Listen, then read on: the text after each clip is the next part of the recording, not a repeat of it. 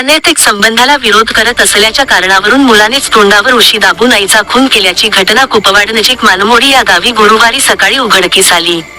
या प्रकरणी संशयित तरुणाला पोलिसांनी ताब्यात घेतले आहे.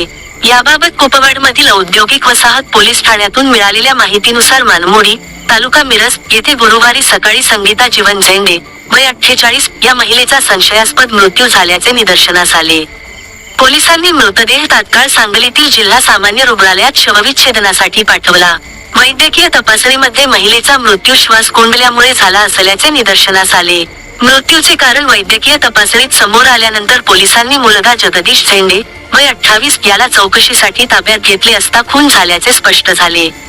जगदीशचा विवाह झाला असून त्याची पत्नी माहेरी वास्तव्यास आहे. या दरम्यान त्याचे आणि गावातील एका विवाहित महिलेशी सूत जुळले. या महिलेला घरी आणण्याचा आग्रह मुलाचा होता. तिला घरी आणण्यास आणि त्यांच्यातील असलेल्या अनैतिक संबंधास मृत महिलेचा तीव्र विरोध होता. अशातच जगदीश यांनी या महिलेला घरी आणण्याचा हट्ट धरला होता. यातून आई व मुलगा यांच्यात रात्री वादही झाला. अनैतिक संबंधास आईचा विरोध असल्याने मुलानेच काल रात्री आई झोपी गेली असताना तिच्या तोंडावर उशीने दाबून तिचा खून केला असल्याची प्राथमिक माहिती समोर आली आहे.